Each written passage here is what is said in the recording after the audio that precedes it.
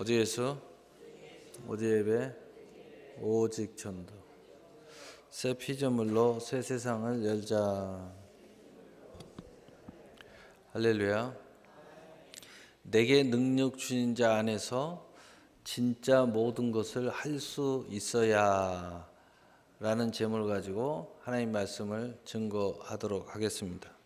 내게 능력 주신 자 안에서라는 첫째는 내가 주님 안에 거한다는 것입니다.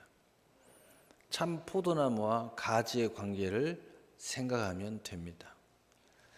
주님 밖에서는 내 스스로의 능력이 있을지 모르지만 주님의 능력과 상관이 없어진다는 거죠. 결코 거기에는 풍요가 없다는 거죠. 그래서 애롭고 공허하고 고독하고 삶의 의미와 가치가 상실되게 되어 있다는 거죠. 둘째는 주님의 능력의 통로가 된다는 것입니다. 내가 그분 안에 있다는 것은 바로 주님의 능력의 통로로서 쓰임받는다는 거예요. 내가 나를 주장하지 않는 거죠. 그래서 바울은 이런 상태를 이렇게 고백해요. 갈라디아서 2장 20절에 내가 그리스도와 함께 십자가에 못 박혀 죽었나니 이제 내가 산 것이 아니요 내 안에 그리스도께서 사신 것이니라. 내가 육체 가운데 사는 것은 나를 위하여 십자가에서 몸짓고 피 흘리사 죽으신 그 사랑을 나에게 고백해 주신 그 예수 그리스도를 믿는 믿음 안에서 사는 것이니라. 믿는다는 것과 그리고 그 안에 거한다는 것은 같은 원리인데 이제 내가 그리스도의 주도권, 나의 주도권이 그리스도에게 의지하고 넘어갔다는 거예요. 내가 모든 것을 할 수 있다라는 것은 첫째로 모든 일에 대해서 그분 안에서 모든 일을 도모한다는 겁니다. 내가 할 수 있는데 그분과 모든 것을 함께 할 때 이게 가능하기 때문에 내가 할 수 있다라는 것은 내가 하는 것이 아니라 그분과 함께 한다는 뜻이에요. 이것이 주님을 믿는 거예요. 믿는 거. 그래서 예수님께서는 항상 말씀하시고 무슨 이야기 하면은 나를 먼저 믿어라. 여러분 주님을 믿어야 이게 가능합니다. 하나님을 믿어야 가능해요. 말씀을 믿어야 가능합니다. 믿지 않는 사람은 절대 이게 불가능해요. 그래서 내가 믿음을 갖는 것 같지만 이게 불가능한 사람은 믿음이 없는 거예요. 믿으면 가능해요. 둘째는 모든 일을 그분의 능력으로 할 수 있다는 말입니다. 그래서 할 수 있거든이 무슨 말이냐? 믿는 자에게는 능치 못함이 없느니라. 그래서 믿는 것과 할 수 있는 것은 같이 가는 거예요. 믿음이 없는데 할 수 없어요. 믿음이 있으면 할 수 있어요. 그런데 내가 하는 것 같지만 나를 통해서 그분이 일하시는 거예요. 나를 통해서 내 안에 있는 믿음이 일하는 거예요. 나를 통해서 그분이 모든 일을 함께 그 모든 것을 할 수 있게 만들어주는 거죠. 바로 그것을 이야기하는 것입니다. 그래서 이것을 좀 더 이 하나님의 모든 일과 그리고 그분이 능력으로 모든 일을 나를 통해서 일하는 것을 좀 그 바탕 안에서 쉽게 이야기하면은 바로 내가 좋아하는 것만 할 수 있는 것이 아니라 되게 내가 할 수 있다 그러면 내가 좋아하는 것만 하는 것을 다 한다는 거예요. 여러분 그것은 진정한 진짜 믿음도 아니고 그분을 통해서 일하는 것도 아니에요. 내가 진짜 그분을 통해서 일한다는 것은 그분 안에 있잖아요. 그분의 모든 것을 통해서 하잖아요. 그분이 주도권을 가지고 있잖아요. 그런데 그분은 내가 좋아하는 것을 할 수 있게 만들어 주시는 거예요. 그런데 내가 좋아하는 것만 할 수 있는 것이 아니라 다시 말해서 내가 받는 것만의 문제가 아니라 두 번째 그분이 좋아할 수 있는 것을 할 수 있어야 돼요. 그래서 영적으로 이것은 그분에게 드리는 거예요.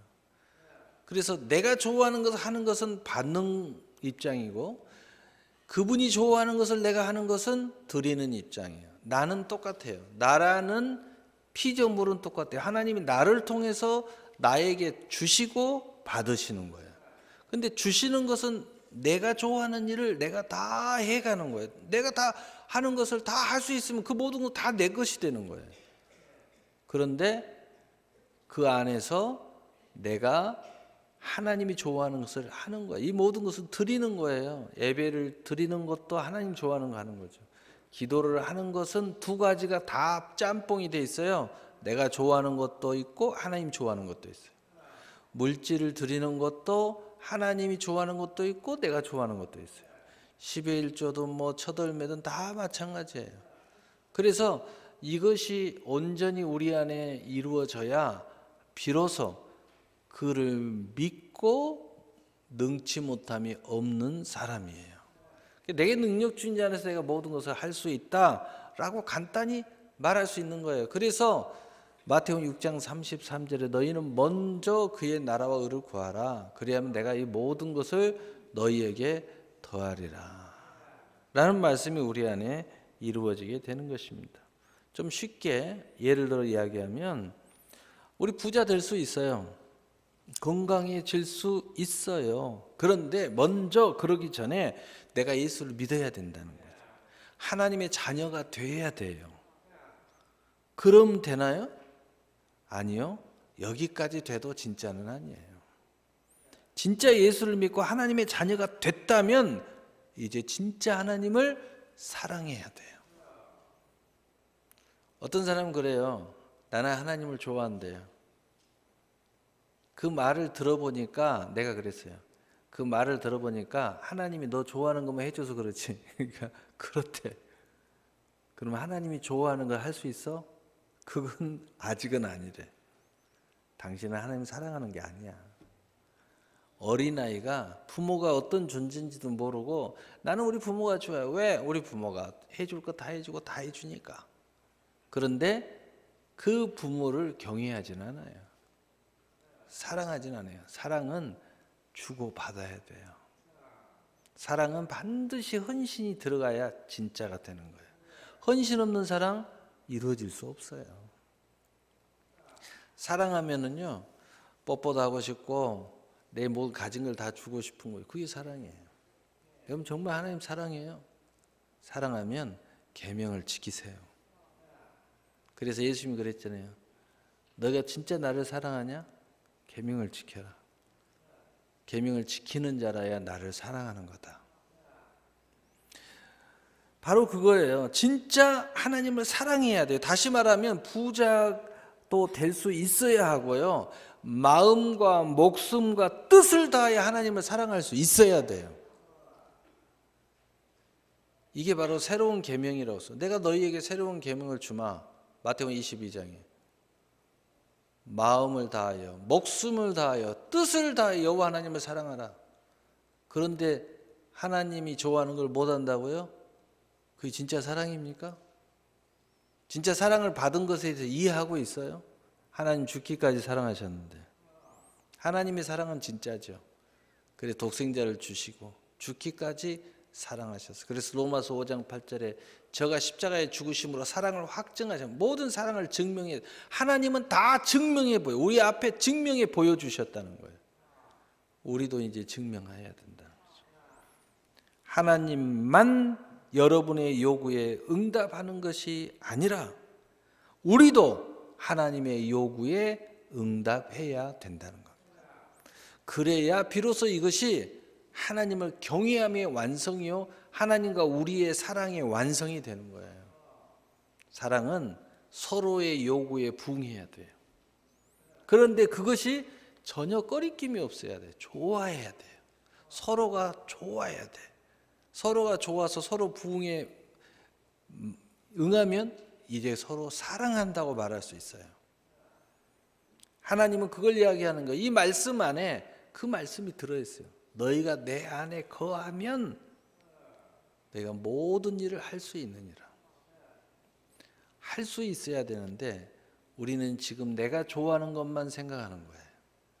그래서 여러분을 통하여 능력은 한계가 있고 어린아이가 어렸을 때 하나님의 축복을 받지만 커서 계속 그 짓 하면 부모에게 쫓겨납니다. 얻어맞습니다. 여러분 자식은 버리겠다고 말합니다. 부모가. 왜? 이놈이 큰 놈이 이제는 부모에게 효도할 줄도 모르고 말 들을지도 모르고. 여러분 하나님의 사랑을 모르는 자식이 크면 어떤 일이 벌어지냐면요, 부모를 욕되게 해요. 부모를 나가라고 그래요. 부모를 완전히 깔아뭉개요. 협박합니다. 협박해. 그러니까 이 자식은 항상 어떤 생각을 하냐면, 부모는 나를 위해서 일하고 공급하고 하는 그저 그냥 노예나 마찬가지야. 절대 성경에서 말하는 부모라고 생각 안 하는 겁니다. 이제 머리 컸다고요, 큰 소리 빵빵. 아니 내가 옆에서 이렇게 봐도 큰 소리 칠 이유가 없어요. 부모님이 돈 다 대주죠. 학교 보내주죠. 쥐가 뭘 하는 게 있다고 부모한테 큰 소리를 칩니까? 쥐가 뭘 하는 게 있다고 부모를 욕합니까? 쥐가 뭘 하는 게 있다고 부모한테 불순종합니까? 여러분, 하나님과 우리의 관계가 이 정도 됐으면 하나님 쫓아냅니다. 하나님은 모든 공급을 끊습니다. 있는 것 다 빼앗습니다. 심지어는 거기서 끝나지 않아요. 여러분, 집 나간 둘째 아들 탕자를 한번 생각해 보세요. 어떤 지경까지 갔나요? 하나님은 그 지경으로 몰아넣습니다. 이게 하나님의 진짜 사랑이기 때문이에요. 마귀가 몰아넣은 것과 하나님의 사랑은 다르죠. 마귀는 아예 지옥까지 몰아넣습니다. 근데 하나님은 회개하는 순간까지 몰아넣습니다. 부모가 자식을 버릴 수는 없잖아요. 그러니까 그 지경까지 몰아넣죠. 그렇지만 언제든지 부모는 자식을 품습니다. 그러나 자식은 부모를 배반합니다. 끊임없는 배반의 연속이에요. 그래서 늘 부모는 마음에 상처를 가지고 있죠. 자식은 상처를 가진 게 아니라 원망을 갖습니다.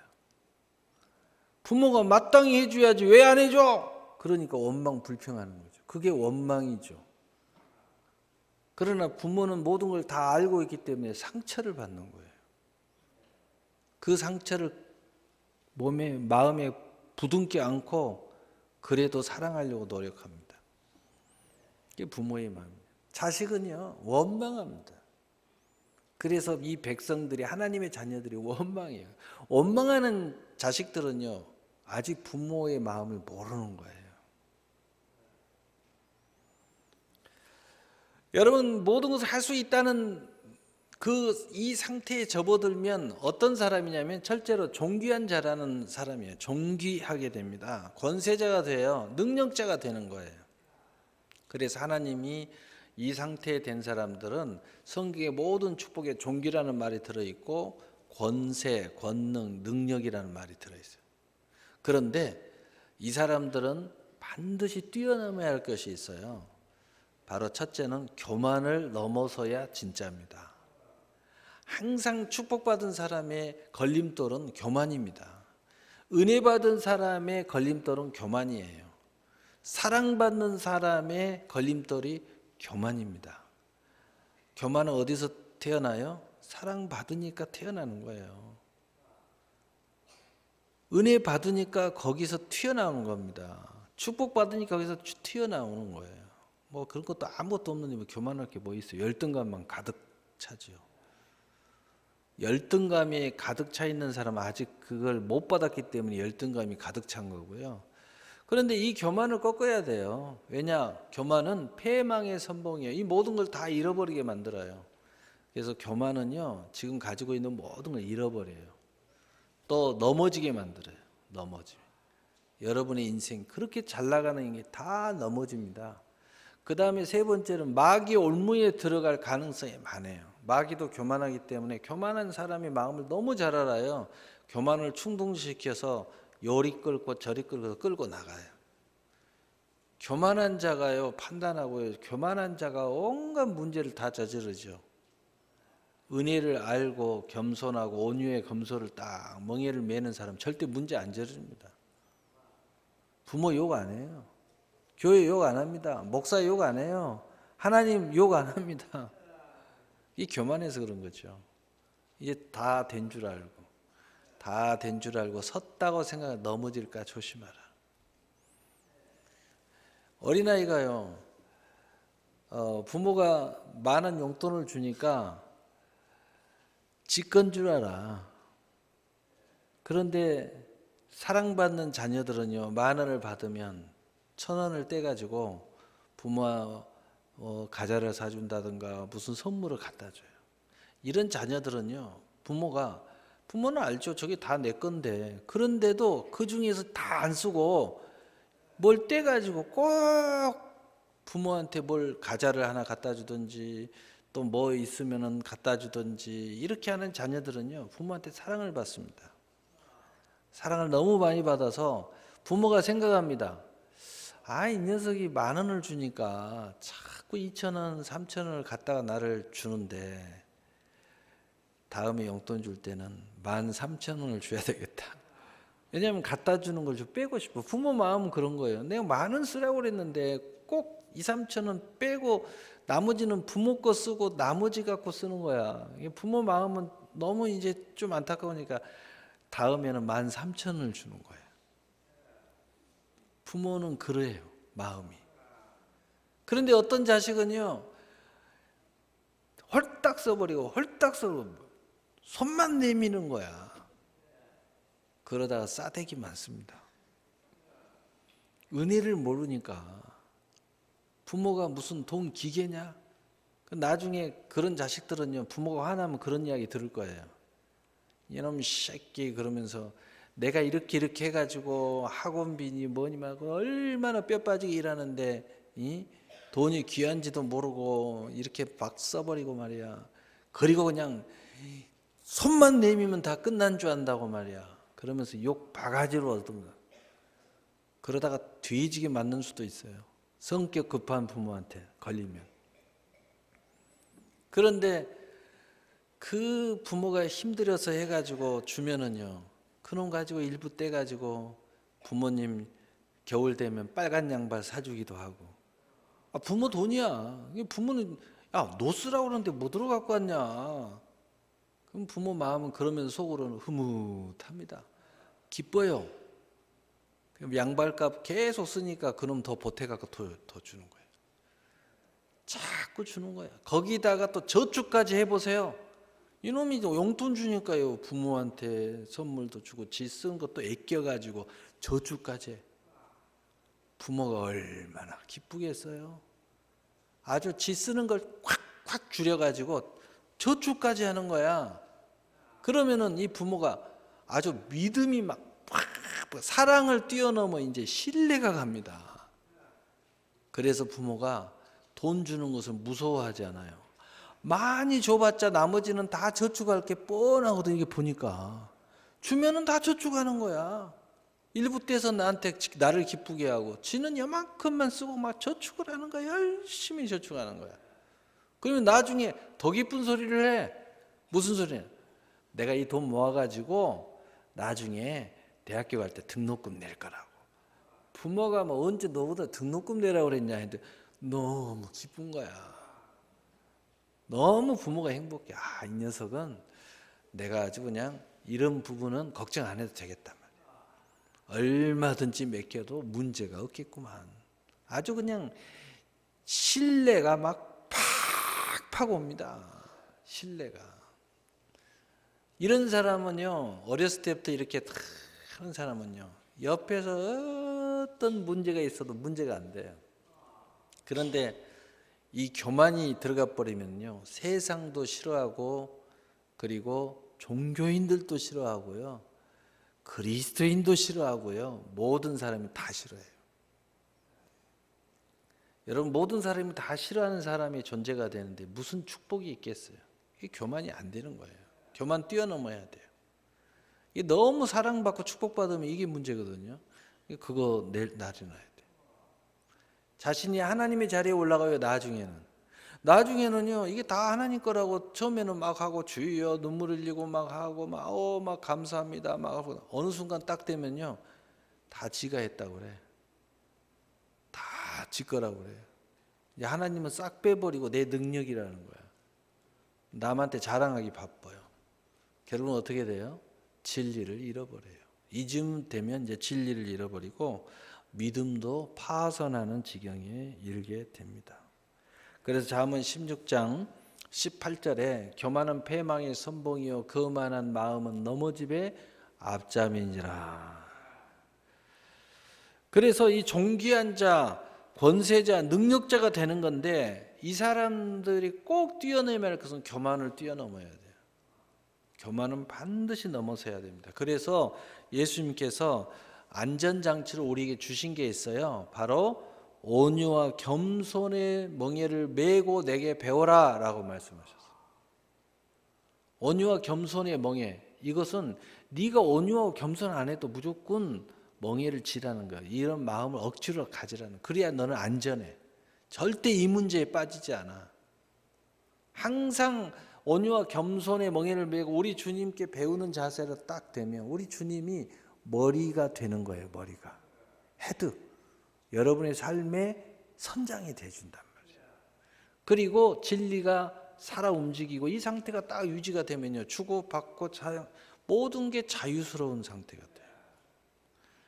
여러분 할 거 안 해도요, 자유 없어집니다.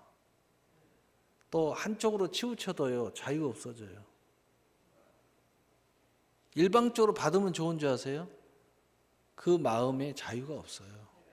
전전긍긍해요. 근데 서로 사랑이 확인되면요, 아무 문제가 없어요. 서로 사랑이 확인되면 공유라는 개념이 일어나요. 그런데 한쪽이 욕심만 부리면 항상 그것을 뺏어가겠다는 생각, 지켜야겠다는 생각만 들기 때문에 자유가 없어요. 여러분이 이 세상의 모든 것을 여러분 것이라고 생각하는 사람은 자유가 없어요. 집을 가져도 자유가 없고 돈을 가져도 자유가 없고 그거 지켜야 되니까 전전긍긍하는 거예요. 그런데 완전히 사랑으로 뭉친 사람들끼리 서로 사랑하는 사람, 진실로 사랑하는 사람 만나면요, 여기 안에 모든 게 자유가 있어요. 서로 공유해버려요. 사랑도 공유, 돈도 공유, 다 공유가 되기 때문에 서로 만났을 때는 서로 자유가 일어나는 거예요. 뭐 돈 때문에 서로 눈치 볼 필요 뭐 있어요. 서로 공유하고 있는데. 서로 네가 쓰니 내가 쓰니 그거 다툴 필요도 없어요. 하나님과 우리의 관계가 그렇게 된다는 거예요. 얼마나 멋집니까? 그래서 진리가 주는 자유 상태를 유지하게 되는 것입니다. 그래서 주님의 승리가 내 승리가 됩니다.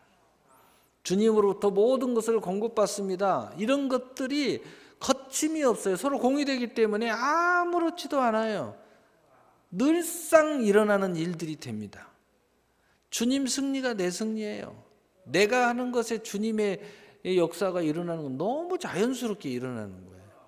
그래서 이것 보고 뭐라고 그래요? 성경은 은혜 위에 은혜로다. 은혜가 왔는데 은혜가 더 넘쳐. 사랑이 왔는데 사랑이 더 넘쳐요. 영광을, 나는 하나님의 영광을 돌렸는데 하나님은 나에게 그 영광을 돌려줘. 야, 넌 너무 행복하잖아요. 내가 이거 다 주면 그건 나한테 거예요. 여러분, 공유된 부부는요, 예를 들어서 남편이 맛있는 거 다 사왔어. 그러면 아내가 지 혼자 먹어요? 아니요, 같이 먹어요. 공유가 되기 때문에. 그러니까 얼마든지 갖다가 집안에다 갖다 놓는 거야. 왜? 다 줘도 그게 다시 나한테 다 돌아오거든. 이 공유가 되는 거야, 공유가. 그래서 주님 권세 내 권세, 나를 통하여 주님께 영광. 그래서 은혜 위에 은혜, 믿음에서 믿음, 영광에서 영광으로. 그래서 마태복음 11장 28절에 30절에 보면 수고하고 무거운 짐자들아 다 내게로 오라. 내가 너희를 쉬게 하리라. 나는 마음이 온유하고 겸손하니 나의 멍에를 메고 내게 배우라. 그리하면 너희 마음이 쉼을 얻으리니 이는 내 멍에는 쉽고 내 짐은 가벼움이라 하시니라. 여러분, 그래서 이런 상태, 바로 이 존귀한 자, 권세자, 능력자는요, 교만을 뛰어넘어서 온유와 겸손의 멍에를 매 가지고 우리 아까 예를 들은 그 자녀들처럼 그렇게 잘 신앙생활을 하면, 삶을 잘 살아가면 하나님한테 너무너무 사랑받아요. 축복받아요. 그러니까 여러분이 하나님이 축복받았다가 아무렇게나 살면 안 돼요. 저축도 하고 미래도 준비할 줄 알고 하나님과 구별할 줄도 알고 또 하나님 선물도 준비하고 또 그러면 하나님이 더 공급해 주고, 이게 서로 잘 아름답게 돌아가면은요 하나님이 걱정이 없어. 근데 이게 잘 안 되는 사람들이 물질을 줘도 걱정이 많아. 저게 또 사고 칠 것 같으니까. 너무 줘도 걱정이고 안 줘도 걱정이고, 건강을 줘도 걱정이고 아파도 걱정이고, 자유를 줘도 걱정이고 안 줘도 걱정이고, 지 마음대로 하고 싶은 대로 해줘도 걱정이고 내가 못하게 해도 걱정이고, 이런 자식이 되면 안 돼요. 부모가 뭐든지 맡겨도 걱정이 없는 자식은 지가 알아서 잘 하잖아요. 신경 안 써도 부모한테 효도할 줄도 알고, 부모가 준 걸 가지고 저축할 줄도 알고, 지 미래를 설계할 줄도 알고. 그러면요 부모가 걱정이 없어요. 그러니까 마음대로 맡기고 그 다음에 쳐다보지도 않아요. 잘 알아서 하겠지. 얼마든지 많이 맡겨. 또 자식이 상의합니다. 아버지, 어머니, 내가 일을 해서 이렇게 일을 한번 해보고 싶어요. 그런데 평상시 신뢰를 딱 주는 자식이라면 부모가 그럽니다. 그래, 너의 프랜을 가지고 와봐라. 딱 보니까 그럴싸해요. 좋다. 내가 너를 밀어줄게 하고 밀어주는 거예요. 한번 해봐. 걱정이 없어요. 걱정이 없어. 어제 우연치 않게 인터넷에서 그 500억 이상의 그 부자들 이야기를 잠깐 들어봤는데, 근데 한 사람이 올 한 해 500을 벌었다고 그래요. 근데 자기가 처음에 돈이 없었대. 근데 자기가 한 것은 뭐냐? 신뢰와 신용과 믿음을 갖도록 살았다는 거예요. 그런데 자기 주변에 그 사람들이 어떤 사람은 40억을 지원해주고 어떤 사람은 막 20억, 10억 막 이렇게 지원해주더래. 사업해보라고 말이에요. 아무 담보도 없이 그냥 믿음으로. 근데 어떻게 이렇게 했어요? 옆에 사람한테 물어보니까 저 사람은 틀림없는 사람이란 말이에요. 성실하죠. 믿음이 있죠. 틀림없는 사람. 그래서 그냥 저 사람은 밀어주면 저 사람만 좋은 게 아니라 내가 거기에 대한 이익이 많이 생길 것 같으니까 팍팍 밀어줬다는 거예요. 그래서 그분이 단번에 500억을 벌었다는 거예요. 그 간단한 이걸 한 30분 이야기하는 걸 제가 간단하게 줄여서 지금 이야기한 거예요. 세상도 그러더라고요. 세상도. 세상도. 여러분 다이빙 선수 월키슨의 기적의 물보라라는 이야기를 우리가 영상으로 본 적이 있습니다. 이 다이빙 세계적인 전문가들도 바로 이 여자가 이 친구가 금메달 딸이라고 생각하는 사람 아무도 없었어요. 아무도 없었어. 웰키슨이 예선에서 5위, 그 다음에 준결승에서 5위, 거의 메달권이 희박하죠. 그 당시에 중국의 쌍시와 리사는 준결승에서 9차례의 다이빙을 모두 1위를 마크해서 결승 직전까지 월키슨과의 점수는 43점이나 벌어졌기 때문에, 여러분 다이빙 좀 아는 사람 알아요. 1점으로 막 판결은 43점이 벌어졌어요.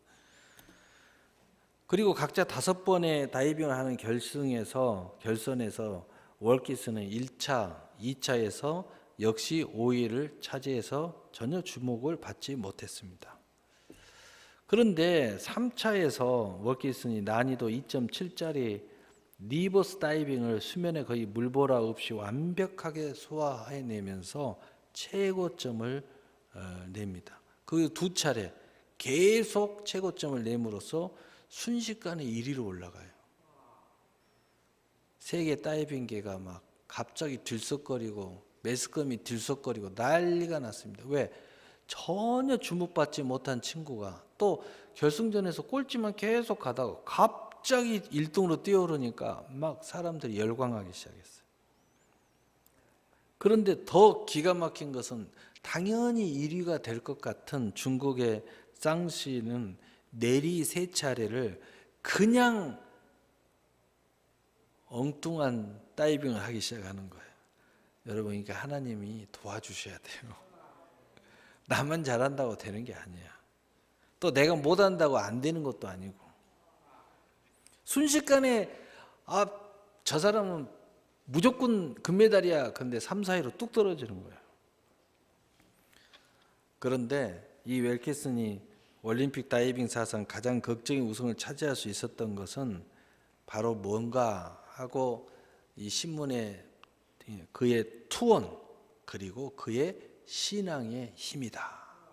이렇게 딱 대서특필을 했어요.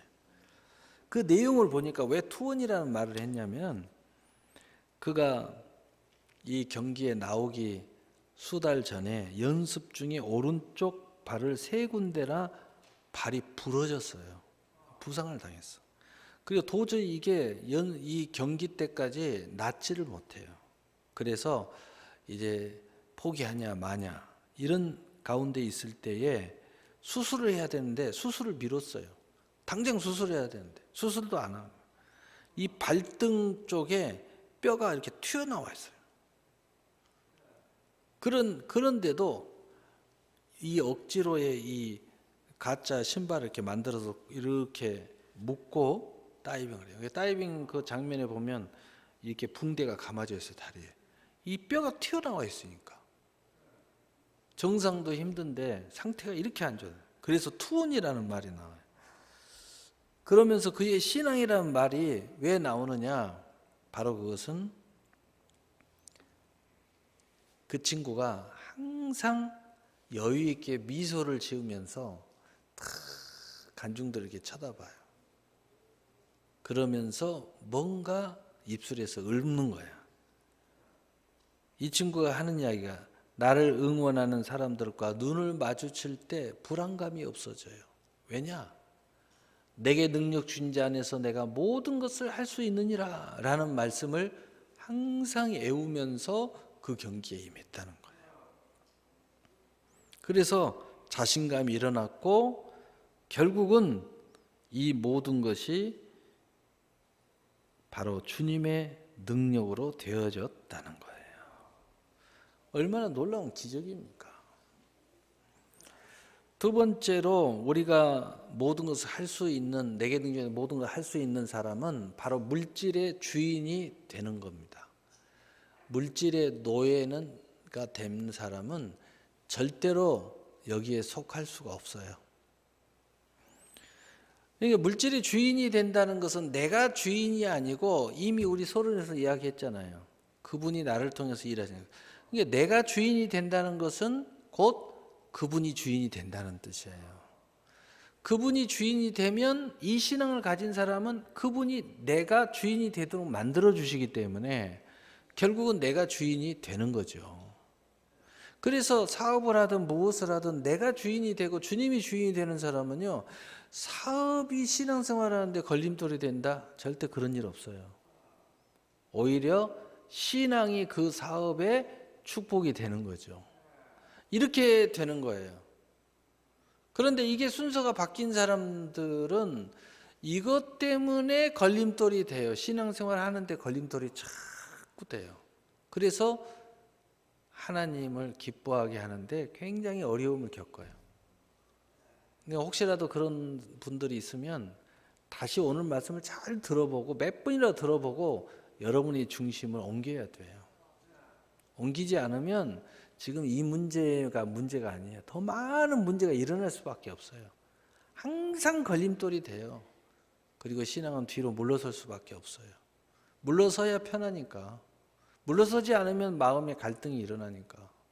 괴로우니까. 물러설 수밖에 없어요. 뒤로 물러설 수밖에 없는 거예요. 근데 뒤로 물러서는 것이 자유인 줄 아는데 그것은 주님을 실망시키고 있는 거예요. 성경에 내가 뒤로 물러선 자는 내 마음이 기뻐하지 아니하리라. 하나님 기뻐하지 않아요. 돈을 하나님보다 사랑하면 돈의 노예가 됩니다. 그럼 어떤 일이 벌어지느냐? 일만의 악의 뿌리가 여러분 안에 생기게 돼요. 이 문제 때문에 악한 일을 저질러요. 하나님 앞에 계명을 어기게 되죠. 또 세상에서 못된 일을 할 수밖에 없는 상황이 벌어질 때는 합니다. 왜? 돈의 노예니까. 돈 때문에 그 나쁜 일을 해요. 그래서 일만의 악의 뿌리가 돼요. 심지어는 돈 때문에 사람을 죽이는 사람도 있어요. 정말 너무 악하죠. 어쩌면 한 목숨을 돈하고 바꿉니까? 그것도 그 살인 일어나는 사람들 보면 돈이 그렇게 크지도 않아. 크지도 않는데 사람을 죽여. 야, 진짜 악해요. 그래서 사람이 악하다는데 사실은 성경적으로 보면 이 돈의 노예가 돼서 그렇게 악해지는 거예요. 사람은 그릇이기 때문에 어디가 주도하느냐에 따라서 선해지기도 악해지기도 해요. 사람은 그릇이기에 그릇. 그래서 어제는 악했는데 오늘은 선한 사람이 될 수도 있어요. 그 마음 안에 뭐가 담기느냐에 따라 달라지니까. 그래서 결국은 탐심의 우상 숭배자가 돼요. 탐심은 우상 숭배니라. 돈이 관련되면요, 다 필요 없어요. 그냥 그것이 제일 먼저야. 예, 참 안타깝죠. 그래서 많은 일에 근심이 생깁니다. 여러분, 돈의 노예가 되는 사람들은 늘 근심을 안고 살 수밖에 없어요. 자유가 없어요. 이 돈이라는 것은 세상의 가장 상징적인 거기 때문에 세상의 모든 근심이 그를 누르게 돼 있어요. 이 돈 때문이죠. 돈 때문에 잠 못 자고, 돈 때문에 근심하고, 돈 때문에 뼈 빠지게 일하고, 돈 때문에 쉬지도 못하고, 인생 진짜 쫑 나는 거예요.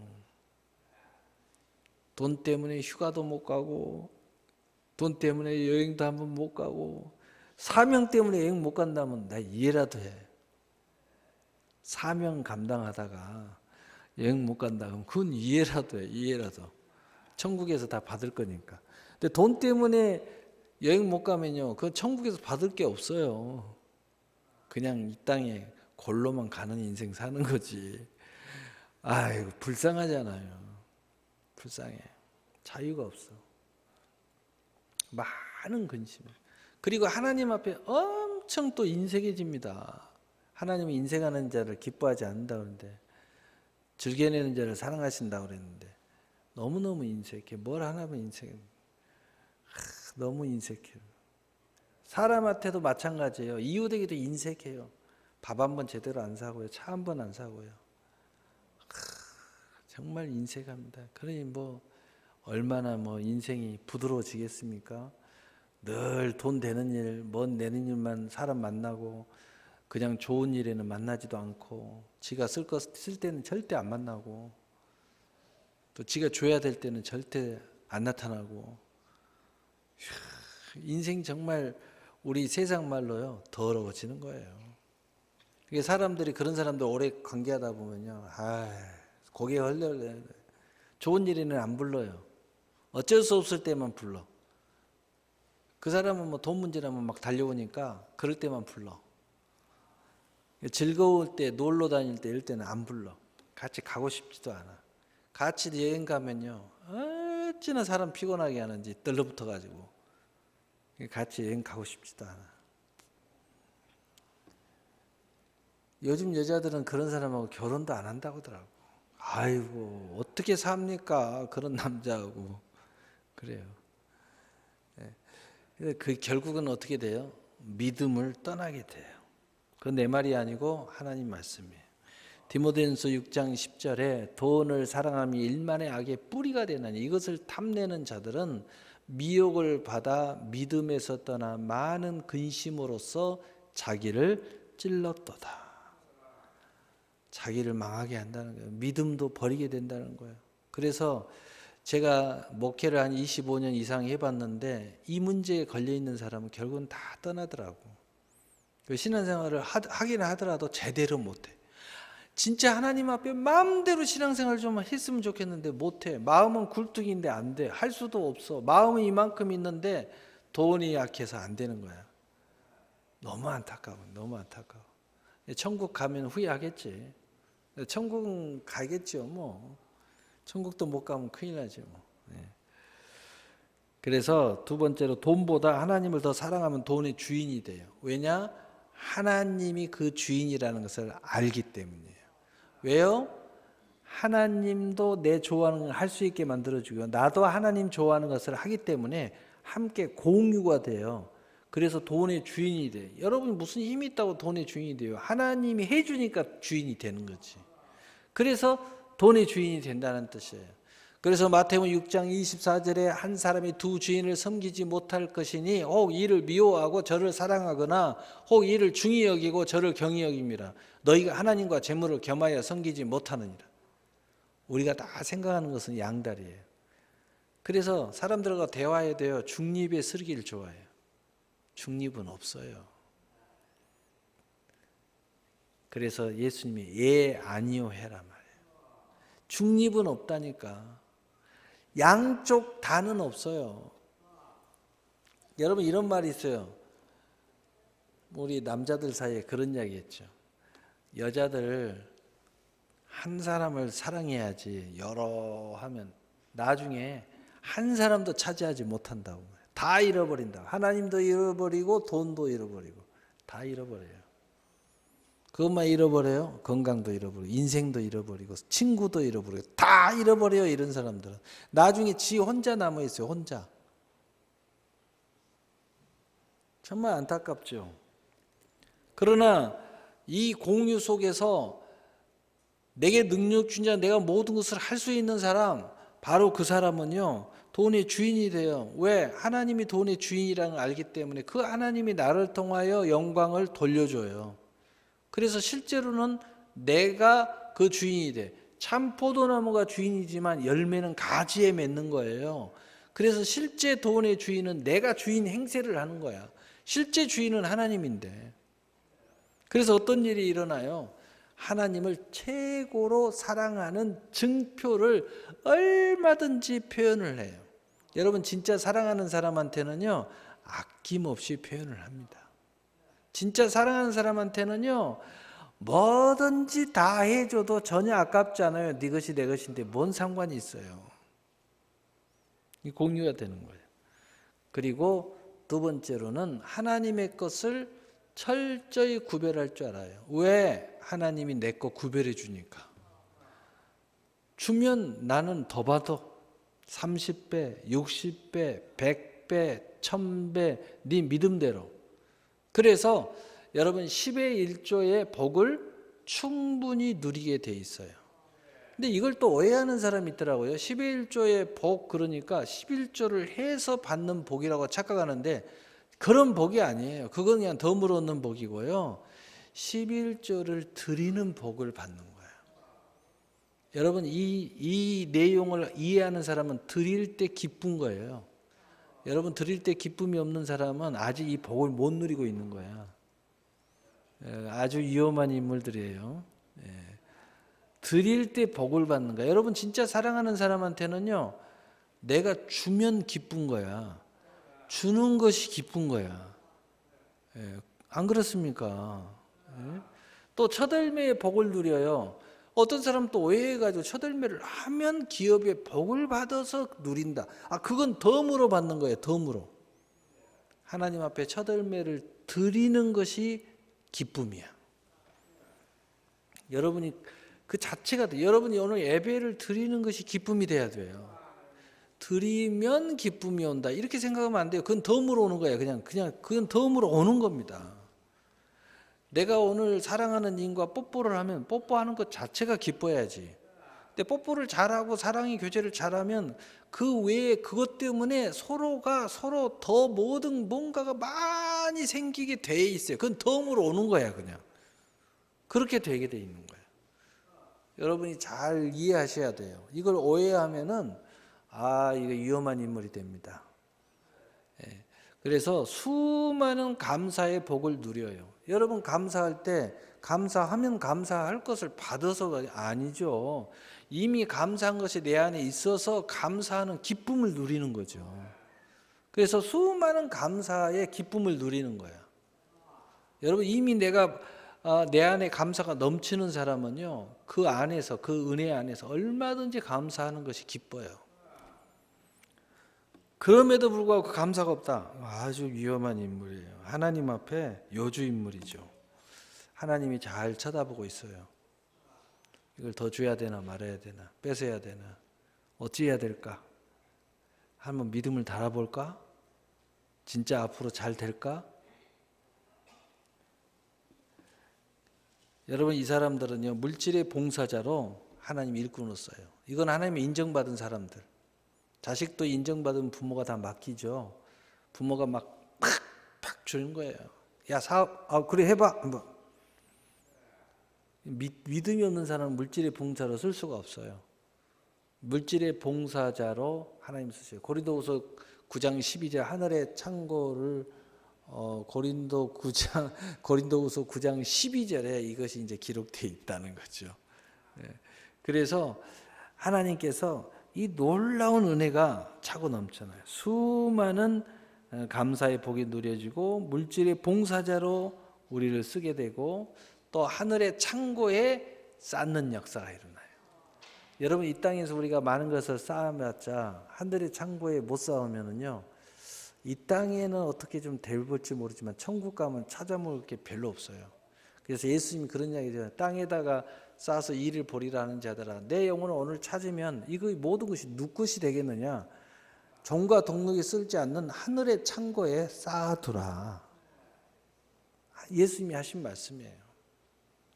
그리고 어떤 행복이 있냐? 이 공유가 돼버리면은요, 모든 게 다 행복해요. 드려도 행복하고, 나누어도 행복하고, 그리고 내가 누려도 자유가 있어요. 내게 하나님이 주신 것 같고 마음껏 누려도 문제가 안 돼요. 근데 이게 안 되는 사람은요, 자기 자신도 못 누려요. 누리는 것도 겁이 나. 자유가 없어. 죄 저지른 것 같아. 여러분, 그래요? 여러분, 예를 들어서 돈을 여러분 마음대로 내 거 안에 쓰는데 죄 저지른 것 같아요? 그건 문제가 있는 거예요. 하나님이 주신 것 갖고 누리는 게 왜 문제가 돼요?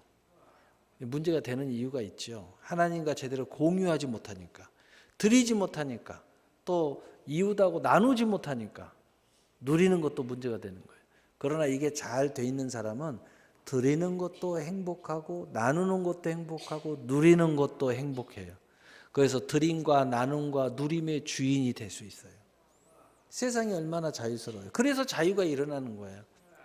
성경은 말합니다. 이런 사람들을 이렇게 표현해요. 복음을 진실히 믿고 복종하는 것과 하나님께 영광을 돌리는 사람이다 라고 말하고 있습니다.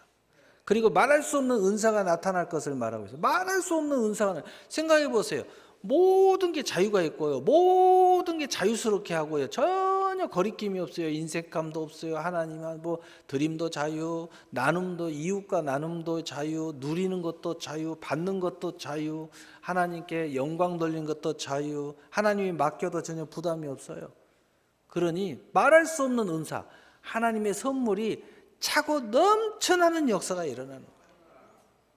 여러분, 부모 자식 간에도 한번 생각해 보세요. 이런 관계가 잘 이루어지는 사람은요, 그 부모가 이것도 해봐, 저것도 해봐, 능력이 막 나타나니까, 야, 이 사업도 해봐, 저 사업도 해봐. 부모가 넉넉한 사람이면 얼마든지 밀어줄 거 아닙니까? 그 말할 수 없는 은사, 말할 수 없는 나에 대한 기업의 은사가 막 늘어나는 거예요.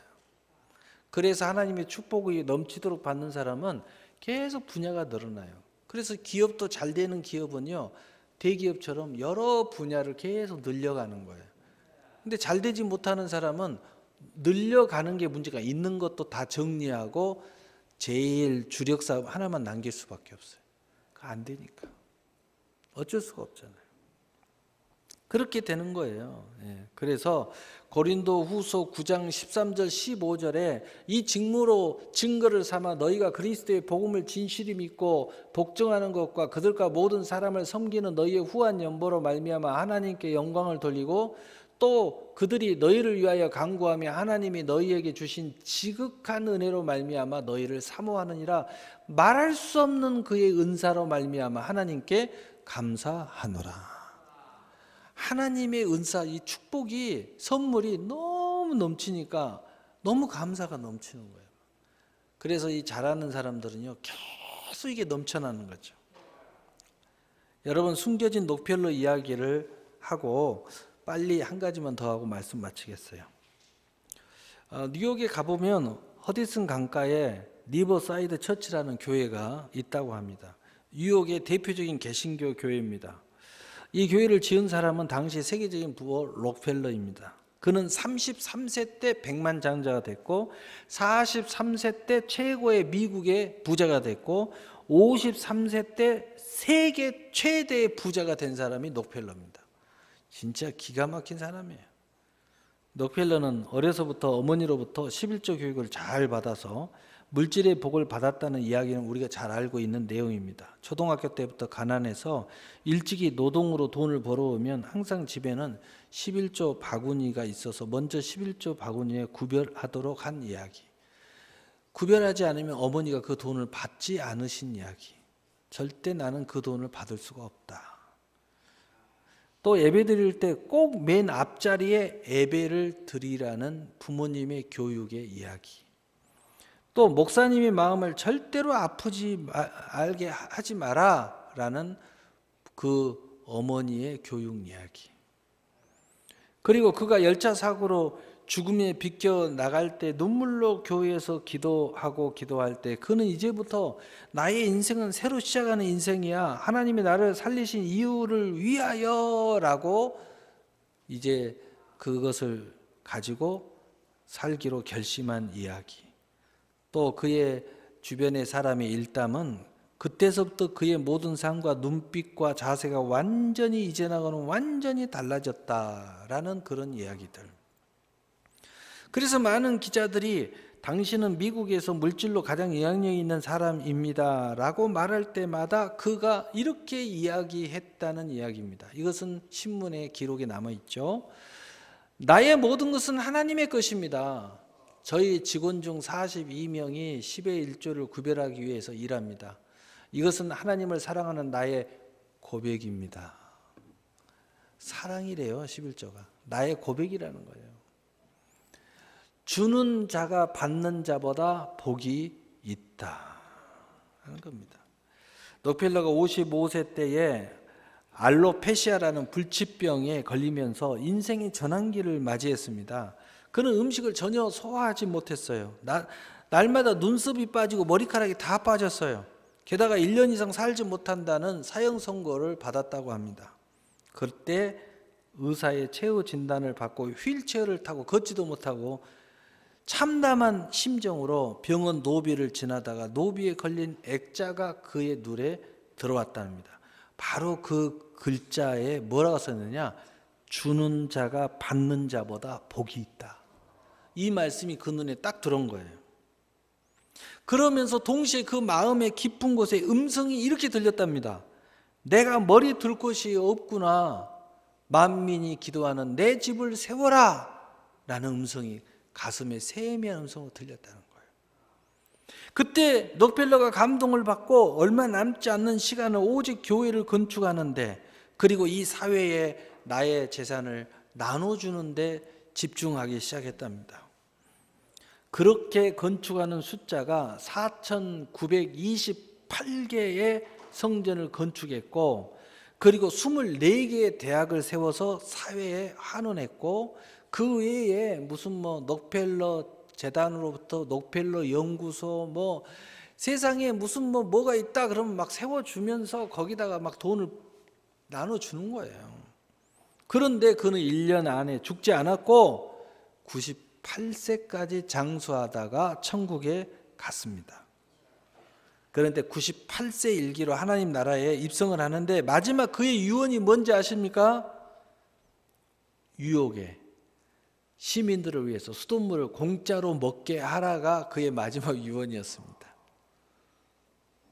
그래서 지금도 뉴욕의 부자나 기업 등을 제외하고 일반 가정은 지금 현재도 수돗물을 공짜로 먹고 있습니다. 왜냐? 록펠러 유언에 따라 록펠러 재단이 지금도 뉴욕의 모든 시민의 수돗물을 그 공과물을 대신 돈을 내주고 있습니다. 그 유언을 따라 지금 그 후손들이 똑같이 내주고 있다는 거예요. 이야, 정말 대단한 사람이에요. 지금도 여러분, 마지막 생육 번성 충만의 주인이 되는 것을 말하는 것입니다. 원래 인생을 하나님이 이렇게 창조하셨어요. 생육하고 번성하고 충만하고 충만. 내게 능력자 내 모든 것을 할 수 있는 상태는 이 모든 것이 우리 안에 들어와 있는 거예요. 그런데 여기에도 뛰어넘어야 할 것이 있어요. 생육, 번성, 충만, 정복, 다스림에서 가장 우리를 힘들게 하는 부분이 있어요. 이게 충동질을 당하면 문제예요. 첫째, 바로 정욕이에요. 정욕. 정욕을 뛰어넘어야 이 축복을 받아 누릴 수 있어요. 이 축복을 받아 누리면서 가장 걸림돌이 정욕이에요. 여러분, 풍성해지고 건강해지고 막 그러면요, 이게 발동을 걸리거든요. 이거 절제해야, 뛰어넘어야 이 하나님의 축복을 받을 수 있어요. 이거 뛰어넘어야 돼요. 이거 뛰어넘지 못하면 육신의 정욕의 노예가 됩니다. 또 이생의 자랑의 노예가 됩니다. 안목의 정욕의 노예가 됩니다. 그리고 내 인생이 다 지나가 버려요. 여기에 빠져 있다 보면 다 지나가 버려요.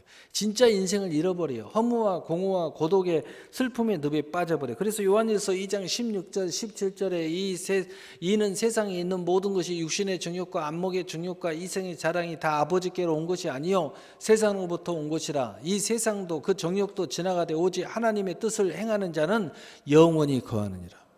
여러분, 여기에 빠지면요, 모든 게 의미와 가치 없이 순식간에 지나가 버려요. 잡고 싶어도 잡을 수 없는 인생이 돼버려요. 너무 안타깝죠. 그래서 그리스도인은 생육과 번성과 충만의 주인이 돼야 됩니다. 주인이 되면 하나님의 영광의 사람이 되고 그 영광이 내게 하나님이 돌려주신다고 살로 1장 12절에 나를 부인하고 주님을 쫓아가면 주님이요 내 인생 책임져 주셔요. 제 십자가를 지고 주님을 따르게 돼 있잖아요. 주님이 내 길을 다 100% 안전한 길, 축복의 길로 인도해 주셔요.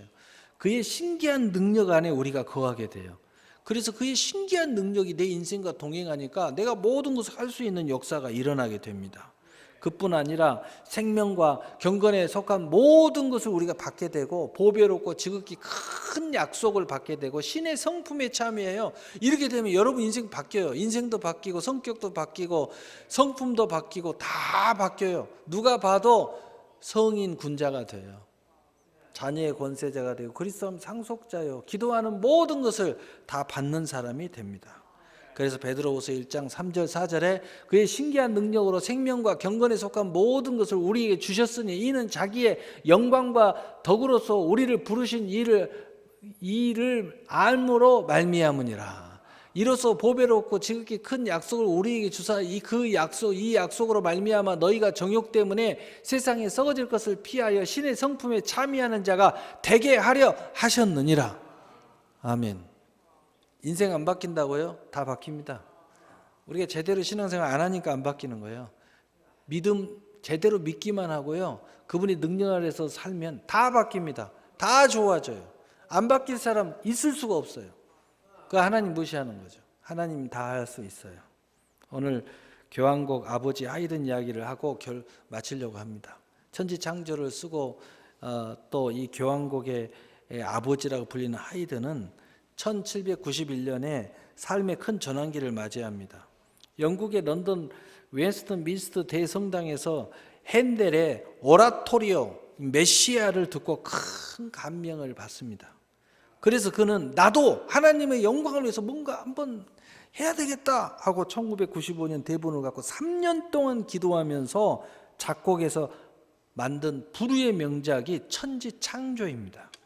그래서 오라토리오, 이 음악대 오라토리오 이렇게 해가지고 딱 뽑으면 핸델의 메시아, 멘델스존의 엘리야, 하이든의 천지창조, 셋이 오라토리아의 3대 오라토리아라고 말합니다. 이게 신앙적으로 이야기하는 게 아니에요.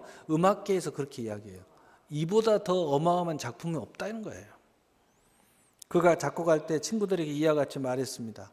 천지 창조를 쓰고 있을 때만큼 경건한 마음으로 작곡에 임한 적이 없었네. 나는 매일 하나님께 무릎을 꿇고 이 작품을 성공적으로 완성할 때까지 밀고 나갈 힘을 달라고 간절히 기도했네.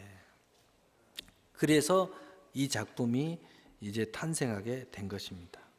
마지막 부분에 베토벤이 이 하이든의 스승을 손에 잡고 입을 맞추면서 선생님, 이렇게 큰 성공을 거두었고, 그리고 선생님이 대단하십니다 라고 베토벤이 스승 하이든의 손을 잡고 이렇게 이야기를 했습니다.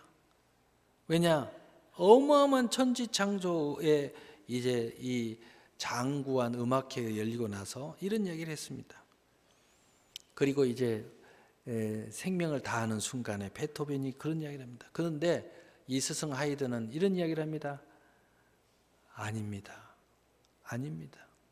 나는 아무것도 아닙니다. 이 작품은 내 것이 아니라 위에 계신 하나님께로부터 온 것입니다.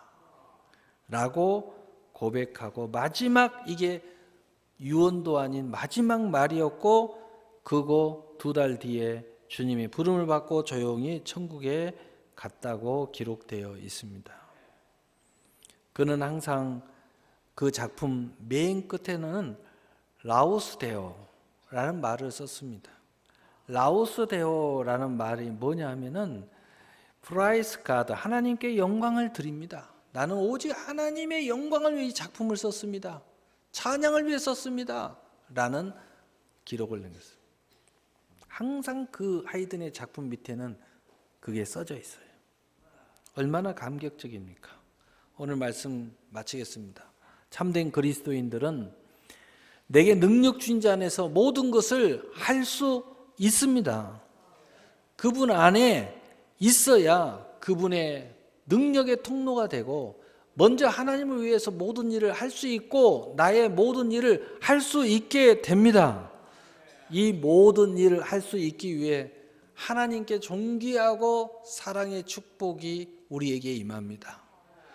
또 돈의 주인으로 허락을 받습니다. 오직 하나님께 영광의 통로가 되어서 그분의 영광이 되게 하고, 그 통로를 통하여 영광 받으실 때 그 하나님은 우리에게 영광을 돌려주십니다. 그러므로 우리의 영혼육 삶의 모든 일에 할 수 있는 성취를 우리가 보게 될 것입니다. 바로 그 주인공이 여러분이 되시기를 예수님의 이름으로 축복합니다. 사랑의 하나님 아버지 감사합니다.